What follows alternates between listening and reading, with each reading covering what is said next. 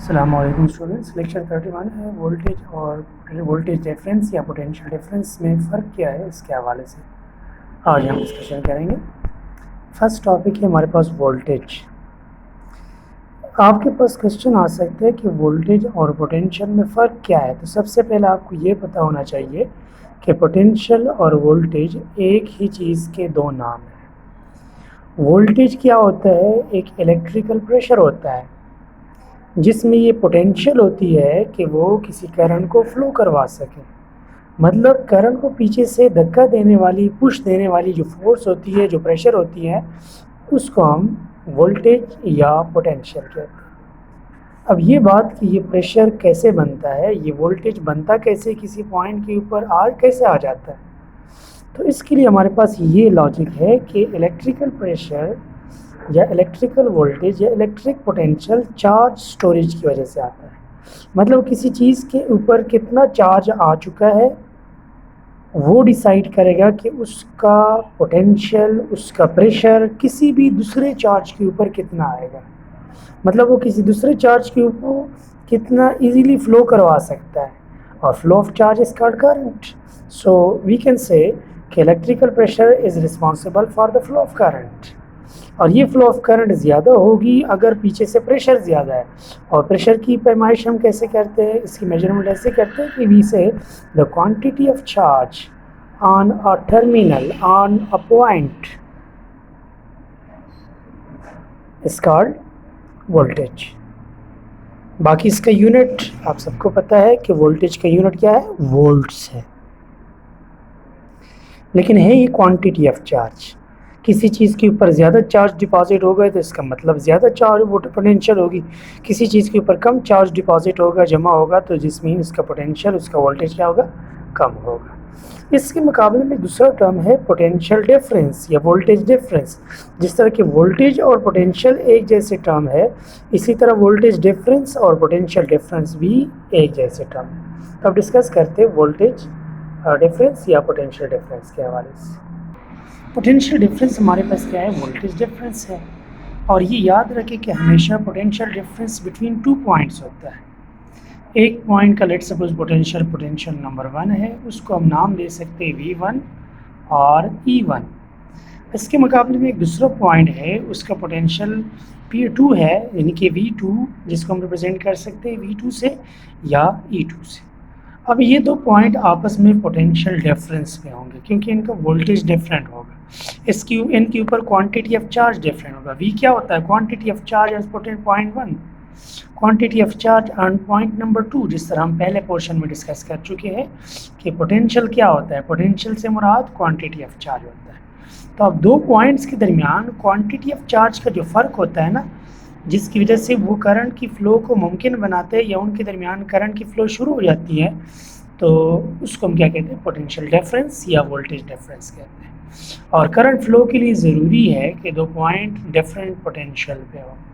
तो potential difference को हम कहते हैं V2 माइनस V1, मतलब सेकेंड पॉइंट का potential minus first point potential. और we can say E2 minus E1, अगर सेकेंड पॉइंट का पोटेंशियल E2 हो, फर्स्ट पॉइंट का E1 हो, तो difference will be voltage difference और potential difference will be equal to E2 minus E1। इसको अब इस चीज़ से कोरिलेट कर सकते हैं। आप लोगों ने एक एग्जाम्पल पढ़ी होगी कि परिंदा जब तारों के ऊपर बैठ जाता है ना, तो उसको शॉक नहीं लगता। क्यों नहीं लगता? क्योंकि वो एक सिंगल वायर को टच कर रहा होता है।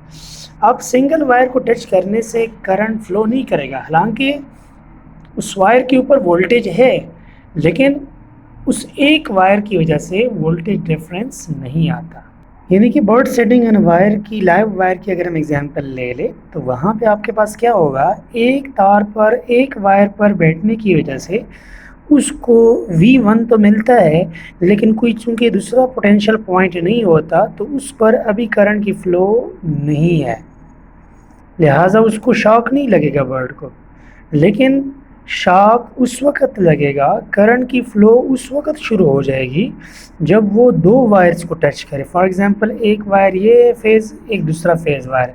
अगर ये परिंदा दोनों वायर्स को टच करे,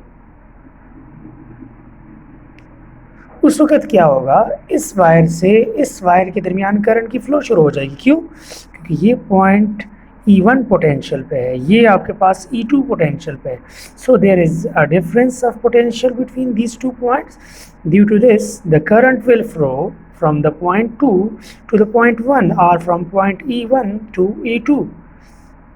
बस समझने वाली बात यह है कि आपके पास करंट के फ्लो के को मेंटेन रखने के लिए ज़रूरी होता है पोटेंशियल डिफरेंस. अगर आप दो पॉइंट्स के दरमियान करंट का फ्लो करवाना चाहते हैं तो उसके लिए ज़रूरी है कि दोनों पॉइंट डिफरेंट पोटेंशियल पे हो या पोटेंशियल डिफरेंस पे हो. अब वोल्टेज किसी पॉइंट पे होना ज़रूरी नहीं है कि वो करंट की फ़्लो स्टार्ट करा दे, लेकिन करा सकती है.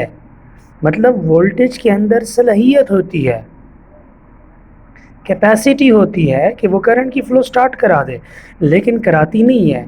उस वक़्त ये करा सकती है करंट की फ़्लो शुरू जब आपके पास उसके करीब या उसके साथ कोई दूसरा ऐसा टर्मिनल हम कनेक्ट करा दे जो इससे थोड़ा सा डिफरेंट पोटेंशियल पे हो.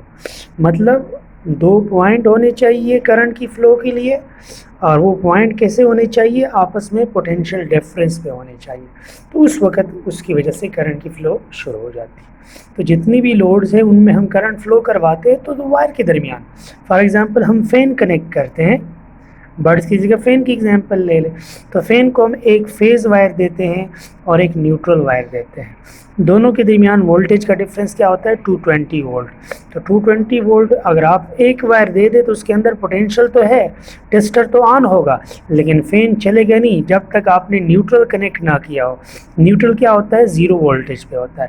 फेज़ क्या होता है, 220 वोल्ट पे होता है. मतलब इनका वोल्टेज लेवल 220 और न्यूट्रल का वोल्टेज लेवल 0, लेकिन दोनों का डिफरेंस जो है वो 220 - 0 वो भी 220 है. अगर आप डिफरेंस अप्लाई करेंगे तो ये फ़ैन चलने लग जाएगा.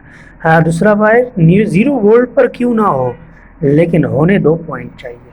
तो ये आपके पास ज़रूरी हिंट है जो इसमें समझने वाली बात है इस टॉपिक में कि potential difference is necessary to start the flow of current through a circuit.